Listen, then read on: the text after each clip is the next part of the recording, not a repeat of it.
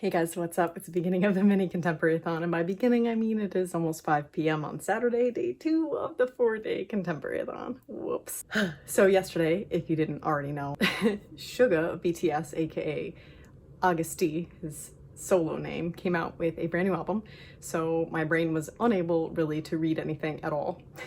I read like 2 chapters of one of the books that are on my 2-book TBR, and that was it. So today is really where I got all the reading done. That said, the book I started yesterday and tried to read most of the early part of the morning is The Knockout Queen by Rufi Thorpe. You can see I'm using this as a bookmark. That far into it, 116 pages, and I'm DNFing it. This book just is not written for me. If you watch my Asian readathon for the most recent vlog, I talk about Little Fires Everywhere by Celeste Ng having the same issue, and that's it. The paragraphs are insanely long. It's just text on text on text on text on text on text, and not a whole lot of dialogue, not a whole lot of movement of plot. This is a very character-driven story, and I absolutely love character-driven stories. Some of my favorite books are character-driven stories, but I have to care about the characters in order to like a character-driven story. And I didn't really care for the narrator. This is told mostly from the perspective of Michael, who is a closeted gay boy that is in high school. He's 16, and a lot of his perspective is about the next door neighbor, Bunny, who's like 6'3" and a volleyball player, and her dad's an alcoholic, a rich alcoholic. Her mom died in theoretically a car accident. Michael himself, his mom went to jail because she stabbed his dad when he was like beating her. So he ended up with his aunt who lives next door to Bunny, and that's how they met. I got to 42% and decided that it felt like I was forcing myself to read it, and I don't like that. And I didn't know if it was me emotionally that just wasn't in the right place for a book like this or what was happening, but so I was like, all right, I'm gonna read some Goodreads reviews, and if I can convince myself to read it, then fine, we'll give it another shot. And it seems like almost everybody gave it 4 or 5 stars, but there is a spattering of 2 to 1 stars that I aligned with their opinions thus far, and so I just decided that it's not for me, and I probably won't try it again. But due to the fact that so many people seem to like it and gave it 5 and 4 stars, I wouldn't take my advice on it. Give it a shot if you like character-driven stories that are like really sad and really fucked up and weird. And the main character, I wish I could like the main character Michael, but I didn't. He was very, I don't know, there's something I just didn't like about him. I didn't connect to him or his emotions or the way that he was acting around people or treating people. And so I DNF'd it. Now, this was supposed to be the book that was under 250 pages. It just came in at 270, so I was gonna use it. I'm replacing it. I found on Hoopla an audiobook called American Housewife by Helen Ellis. And it's just a collection of 12 short stories that are supposed to be humor-based about living as a housewife, and so far they're all very weird. I'm about a third through because it is very short. It's 208 pages in print and about 3.5 to 4 hours audiobook. And I don't know, the one that they're really short stories, and I'm in the middle of like one of the longer short stories within it, but one that stood out to me was literally just emails back and forth between a new tenant and her neighbor in which they shared a common room, and they're fighting over what the common room is supposed to look like, and it gets like dirtier and uglier, and the humor is pretty good, and it also kind of reflects ironically on truths about being a housewife. So I am enjoying it. I don't think it'll be like an amazing killer read, but I think that it will hold my attention, and that's what I need right now. And that said, we're gonna move right into what I picked up instead of The Knockout Queen, which is Untamed by Glennon Doyle. This is a memoir, a collection of tiny little essays about being a woman and what it is to, from childhood, be shaped and molded into what society expects of women instead of being the free person that you are with your own self inside. I mentioned that I was afraid that I wasn't in the mood to read, and that's what was getting in the way of The Knockout Queen, but picking this up, I don't want to put it down. I have read just under 50 pages so far. This afternoon, I've connected with it already. The first wasn't even a chapter, it was the prologue, which was like 3 pages long, had me choked up, and not in a sad way, but in a like, this is hitting me in my core already. So I have a feeling this book is gonna rip open my heart a little bit, and it's very raw. I've choked up twice since then, and again, I'm on less than 50 pages in. This is like the memoir that happens post Glennon Doyle was married to a man for like 20 years. They have 3 kids, and then she realizes that her whole life she's been kind of put in this cage, and she has melded to that cage. when she in fact is bigger than that cage. I've just really connected with so much of it so far. The only thing that I'll say is that there was just a chapter about the moment she met her now wife, and I'm not like a hopeless romantic. I'm a romantic, but I'm not a hopeless romantic. And the moment she met her and the way that it hit her and the way that they both connected so rapidly and everyone around the room seemed to notice as well is hard for me to believe, but because it truly did happen, I do believe it. It's just one little note to say that I'm not fully bought into every single piece of this.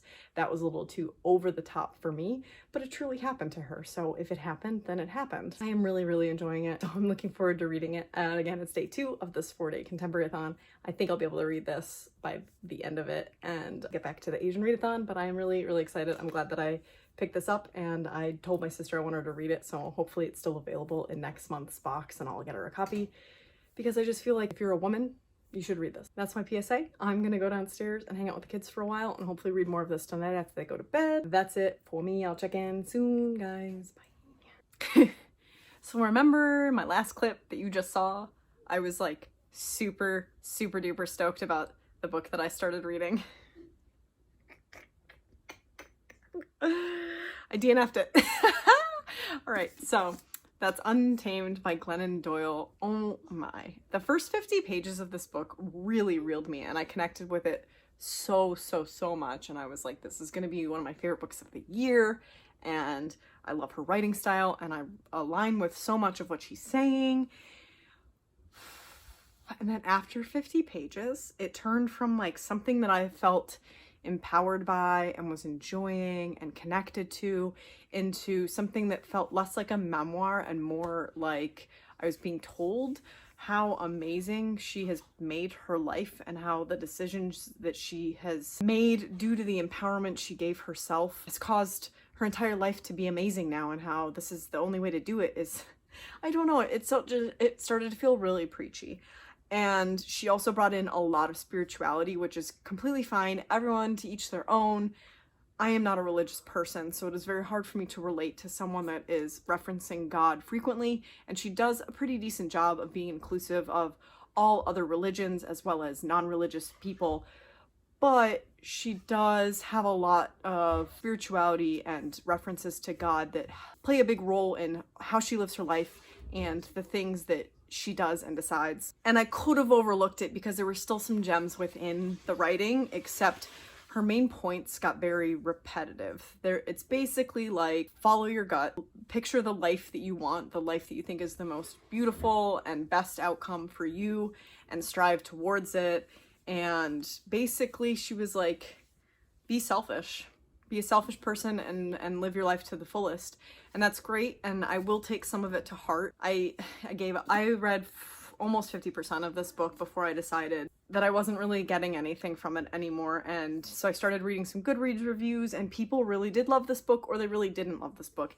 And the people that really didn't love this book were opinions that I absolutely agreed with, and I was like, I read this last night, right? So I was thinking, I'll give it this morning's. I do a lot of reading in the morning, like while I drink my coffee, the first hour that I'm awake during the day and the kids are super chill and eating their breakfast. It's when I get a big chunk of my reading done.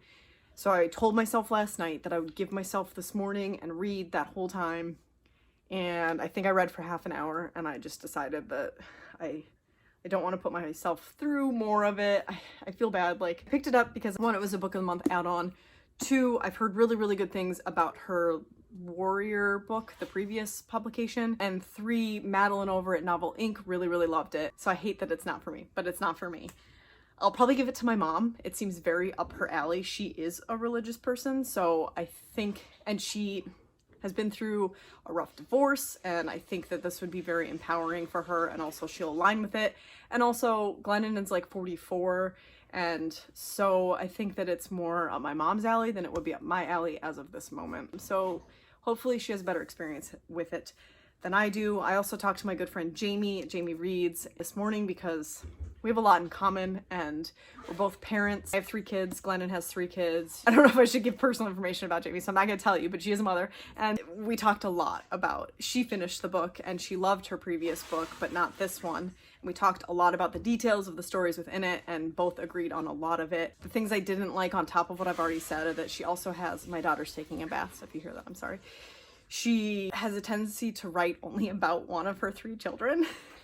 And like, we joked about how the other kids are gonna need therapy if their mom like favors this one kid that is most like her, because that's who she talks about literally the most through this whole thing. I don't even remember the youngest kid's name of the 3, because the only one that she really ever talked about is her middle child, who looks and acts most similarly to her. So if I could feel the favoritism on the pages, I can't imagine what it's like to be her children. I don't know if I'm coming at this from a place of like being married and having children, and the way that I felt that instead of saying I was empowered to listen to my instincts and leave my husband despite the family and how I was like giving up pieces of myself to be part of this family, I'd buy into it more if she didn't leave him for someone else instantly.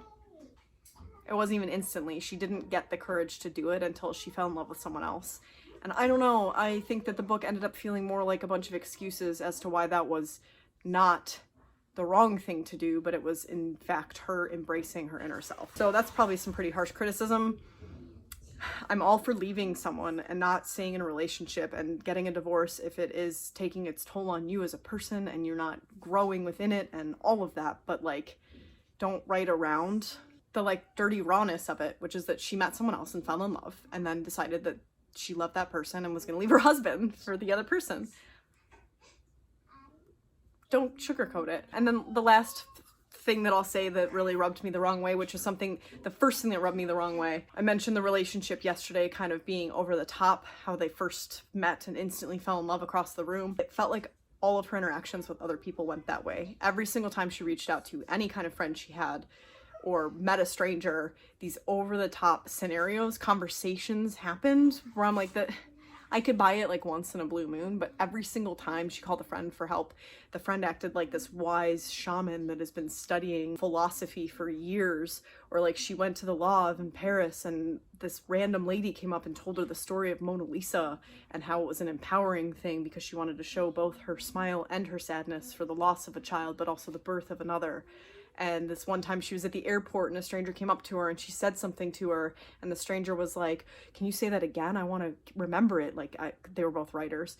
And she was like, I can't remember, I'm anxious. But as Jamie pointed out, she remembered it enough to write it in her memoir. And it's just, it didn't feel, it started to feel disingenuine. And if you're writing a memoir or what ended up feeling like a self-help book and you're disingenuine or it feels like it to the reader, it's really hard to keep them engaged. And that is why I DNF'd it. I've talked poorly about this book for about 6 straight minutes. So yeah, sorry that I'm having a very bad contemporaryathon. I've DNF'd both my Book of the Month Club picks for this month at 40-ish% through both of them.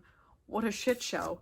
Secondarily, I don't know what I'm gonna read instead because that was like literally my TBR. Did finish American Housewife by Helen Ellis, which was pretty decent. I mean, it was 3.5 hours total and I listened to it on 2x speed, so I ripped through it. It was funny. It was a little bit too out there in the comedy of it. Some of it I didn't really appreciate, so I don't think that it's up many people's alleys, but I also didn't hate it. I think I'll give it like a 3 or maybe even a 4-star if I'm feeling generous. I'll go through and think about it. I haven't rated it on Goodreads yet, but at least I finished one thing for the readathon, which was not even on my radar until I looked for a contemporary to listen to. So that said, I don't know. The only contemporaries I have down here are all thrillers that like my dad has given me, which is fine, except that means that they're Dean Koontz and Stephen King. So I'm not really interested right now in any of these. The book I had said I'd put aside, Little Fires Everywhere by Celeste Ng, which is the group read for the Asian readathon, might be the contemporary I try and pick up tonight and finish tomorrow. Unlikely, but it's the only other contemporary I have, so we're gonna go with it. I'm gonna finish giving my daughter a bath. She's trying to make as much noise as possible right now. That's it. I hope you guys are doing well. I went to Target today because I had to get some stuff, and so many people are being so lax about the rules, and it's starting to freak me out a little bit. Please stay safe. All right, I'll check in with you tomorrow to see if anything went better than it's been going. All right, bye. All right, the mini contemporaryathon is over. As you know, I DNF'd 2 books, so it wasn't looking very good for me. I'd finished American Housewife by Helen Ellis, gave it a 3-star. It was okay. Then I kind of just decided to like Google what short books were contemporary and came out recently within like the last year. And I stumbled upon this one called Department of Speculation by Jenny Awful. Checked it out, and it was like a, I don't know, 3.5 hour audiobook, maybe tops. So I listened to that and I gave it a 4-star. I thought it was pretty good. The story is basically about a woman. It's a very like short, concise story about a woman who gets married and has a kid, and kind of the conventional ideas of what it is to be a married woman with a kid. How you should have more or less, or having to financially support a family like that, especially they live in New York, so their apartment is not the greatest and it's still very expensive, and they've got like rat problems. And it was really just, the first half of the book was really just her existing and living and being a person, and then the second half was a turn in that she found out that her husband was having an affair with someone he worked with, and it was them dealing with the aftermath of that, like whether she could forgive him, whether he was going to drop this other girlfriend. And in the end, it ended up being kind of an ambiguous ending. So there wasn't really like a plot or a climax. It was just kind of a slice of life story about a relationship and bringing a child into the world and how you deal with that kind of thing. She was also a writer, so the most fascinating aspect of the story was that she was also, I listened to it on audiobook, so it was hard. I wonder how it was formatted, but she was writing a story with the same kind of scenario to try and help herself get through it. So there were chunks of the story she wrote within the telling of this. So sometimes I had struggle differentiating whether it was happening to her or whether she was writing about it. You know what I mean? So that was, beside it not really having much of a point, that kind of lowered my rating a little bit because it was hard to differentiate. And that might just be a problem of the audiobook, but I don't know. So I did end up getting, 2 very short novels in, and to kind of cross both Asian Readathon and Mini Contemporaryathon, I did read the entirety of Volume 7, The Omnibus of Princess Jellyfish by Akiko Higashimura. This is, well, we're almost done. I'm actively reading the 8th volume, and then the 9th volume is very thin comparatively. You can kind of see it in the shot, I do believe. We're like coming to a climax in the story, and I can't really tell you much about it if you don't want to be spoiled, but the angle it's taken has changed a little bit. These girls, what can I say without giving you a whole back synopsis? The whole point is to try and save these girls from losing their housing because the owner of it, which is one of the girls' moms, wants to sell it so that she has more money to go to Korea and follow her idols in her retirement instead of staying in Japan and housing these, what are called NEETs, like basically geek girls that don't fit into society and don't have jobs, etc., etc. So they have since launched this clothing company that they're trying to use as a business to make money so that they can buy out the building so that it doesn't get torn down for redevelopment of an apartment high-rise. And unlikely, but the Prime Minister's son, who is a cross-dresser, has taken it upon himself to help, and they all think that he is a woman except for the main girl, Tsukumi.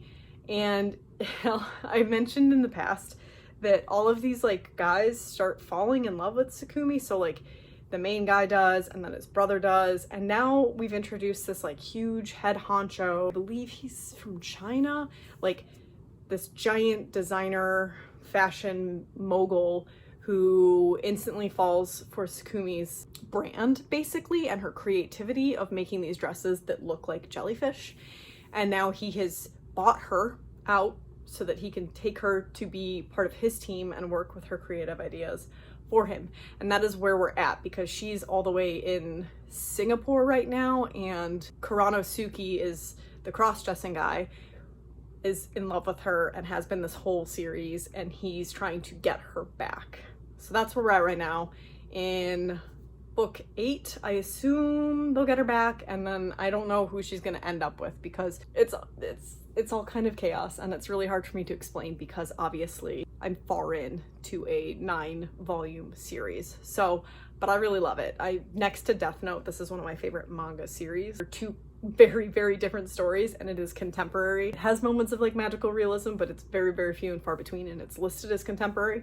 So I was like, you know what, this is what I have in hand right now, and I've been so slumpy and I've DNF'd 2 books. So I'm gonna pick up my favorite manga and try and get it done. So yeah, I'll be carrying on with the series for the remainder of the Asian readathon.